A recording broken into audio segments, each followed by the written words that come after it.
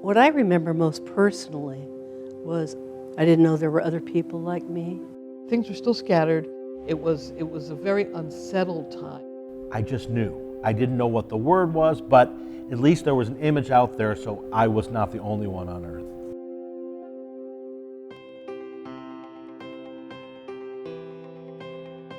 Hi, I'm Jason Galisatis. I'm a current junior at Stanford University. My name is Sam Malavi and I'm going to be a freshman this year in college.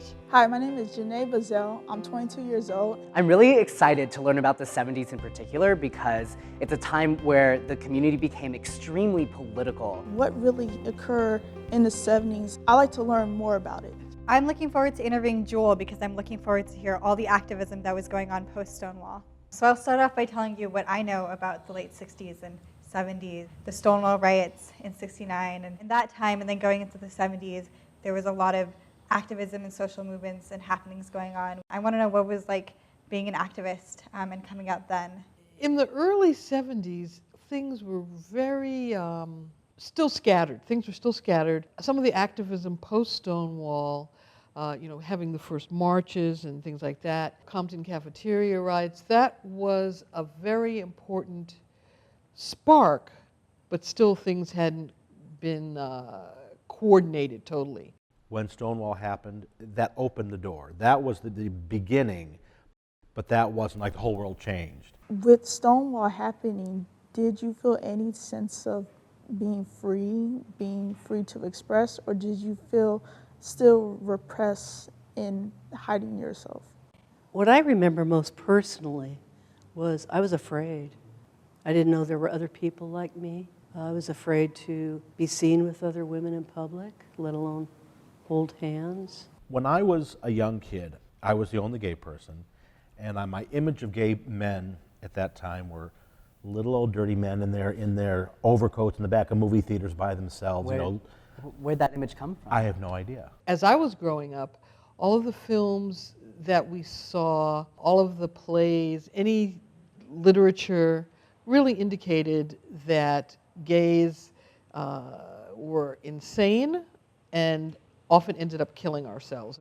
After the American Psychological Association ruling that gay people weren't insane, we started to feel there was a breakdown in that big wall that was between gay people and the rest of the world. Post-Stonewall, things started happening in the media. There was a film called That Certain Summer, which was the first time there was a homosexual on TV, and I was visibly shaken. And my father said, what's wrong? And I said, see that on TV? That's me. When I moved to New York, it was still difficult to figure out where you would find people. Where were the lesbians? I decided I would go to a group that was in New York called Salsa Soul Sisters. So I got on the train and I got off at the beginning of the West Village. I called the gay hotline. And the gay hotline knew everything, but they did not know where the lesbians of color met. So, I went back home and I was really, really stung by not being able to find them, but also feeling like, why didn't the gay hotline know where the lesbians of color met? Today we have parades like the Gay Pride Parade and things like that. How are those different from the parades back in the 70s? The parades were very different from today, in part because it was still dangerous to parade. By the early 70s, it was the first parade that commemorated Stonewall that really started it. And then the next parade got bigger, and the next parade got bigger. So Stonewall opened the door, but then it wasn't for 5, 6, 7 years that this kind of idea of gay pride really came out, because it still hadn't seeped into the mainstream. Marching on Fifth Avenue, it was not uncommon to have people throw things from the sidewalks at you, hurl epithets at you as you were walking. It was a very activist thing just to show up. Often gay people would just stand on the curb and watch because they were too afraid to march. Anytime someone stepped off of the curb and joined the march, you could hear a huge, huge cheer because you understood someone had made a choice in their lives. Many people marched with bags over their heads because they were afraid of losing their jobs, particularly teachers. There was usually a contingent of public school teachers who marched with brown bags over their heads so that they would not be fired, or other ways of obscuring who they were. So when did you consider your activist career to actually start? Well, it's interesting you say that. I think in 1974 when I went to the movies, there was a movie called Word Is Out, which was kind of like this project, but it was from the generations that preceded us. And I remember walking into the theater thinking like, I'm gay, and I was 19 years old, 17 years old. Walking in the theater and seeing other gay people, that was a political statement. I mean, back then, just being out, you were an activist. My God, holding hands in public, all that was for visibility and power. And going to parades, of course, was a party, but we called it activism, but it was a party. It was just being among other gay people and being supportive was activism as what it was. Since there was clubs, did you frequently go to the clubs? When I was at UCLA, even in 1970, the only venue you had to see other people or meet other people were the bars. And for many people, that could be a very scary experience unto itself. All of the bars were hidden, and if they had a front window, it was always covered with a curtain. But I spent a lot of time in the bar. There really were so few other places. I would drive downtown, and it was in a really sleazy part of town, this little tiny, and I heard there was this gay bar. And it was called Menjo's. It was in Detroit, Michigan, Menjo's.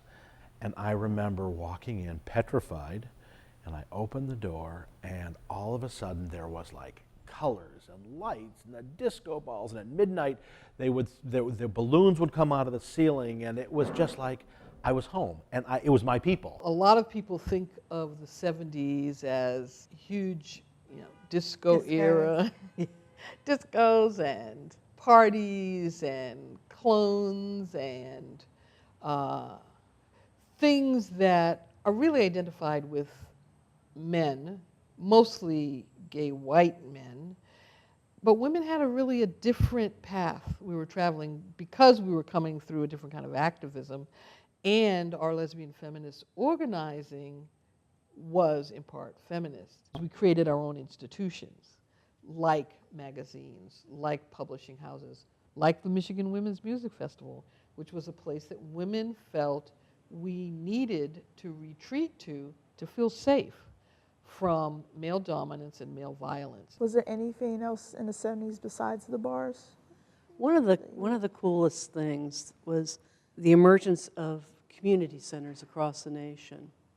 And that all happened right in the early, middle 70s. With Watergate, we felt like you could start to see the cracks in the armor that was the US government, that was the mainstream, quote unquote. But it was difficult to see how you could use that to broaden out. All of a sudden, movie stars were going to Studio 54 and hobnobbing with fabulous homosexuals, and all of a sudden being a sissy was chic. And we were going to discos, and we were very elegant, and the disco ball was going, and we were in our Kiana shirts, twirling around till 2 in the morning.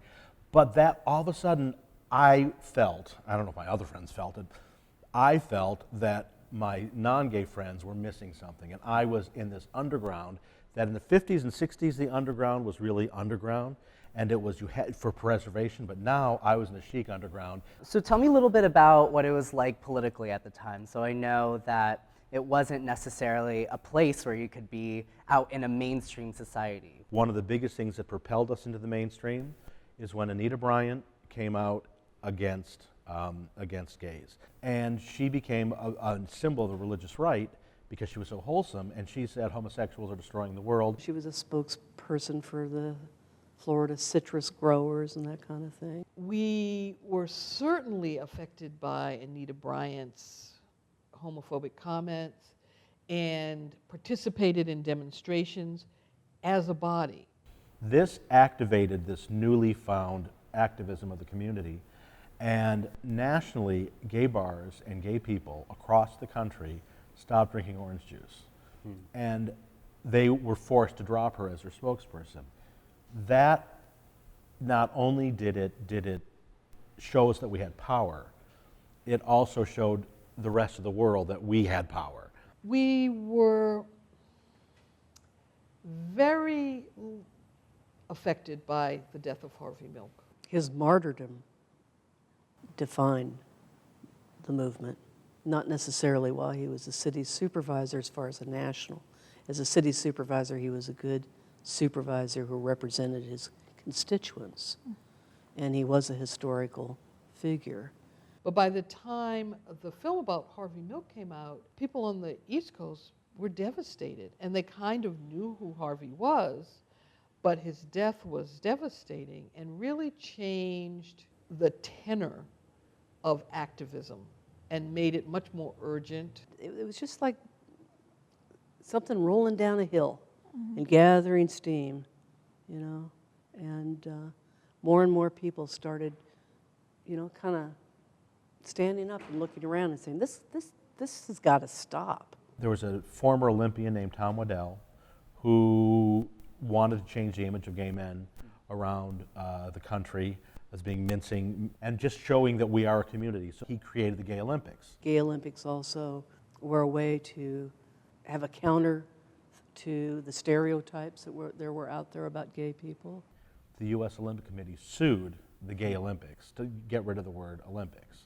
There was the nudist Olympics, there was the dog Olympics, there was the whatever, but you couldn't say Gay Olympics, and they won in court. A lot of what's really important in all these things is that they provide a way to build community and find people like yourself. And that certainly the gay games did that. Do you have any advice for the young future LGBT and feminist activists? Amistad Mopan has this phrase that is, you know, most of us grow up with our biological families, but we as queer people need to think about our logical families. And a lot of the focus, I think, in the 70s was who was our logical family? Who were the people who were going to be with us through the years as lovers, as friends, as sisters? And I feel successful in that, keeping the balance to understand I needed to have lovers and friends and family in order to be an activist. We went from this 10, 15-year period of aren't we fabulous to we're still fabulous, but now we're taking care of one another, and we became the infrastructure and the model for the non-gay world to see compassion and support. When families were abandoning each other, we were there for one another, and that was a very good PR push for the LGBT community. You know, you just say yes to opportunity, and don't question it. And those kinds of things happened in the 70s. They started in the 70s where there were lots of possibilities, and all you had to do was say yes, I'll try it and see what happens. It was, in the very, very best sense of the word, it was liberating. We were allowed to define who we were going to be. We got up on our hind legs. We took the reins to our own history, and we said, no, we're going to write this story. And that's what, to me, started in the 70s. After my interview with Leslie, I learned a lot about myself. I learned how we share similarities of being afraid to come out. I learned that there's a lot of political power in community. And I think that as an activist going forward, building community and making sure everybody feels comfortable enough to be able to speak out for their issues is going to be really important for me. I mean, I really think the biggest thing is finding what you are good at, whether it be writing or photography or film, acting, using all of it as a means of activism. With you being scared, feeling shunned, there's a million people like me that will accept you for who you are. And really just putting yourself out there and being proud of who you are. That's what we can learn from the 70s, that just by being together, we can make a difference.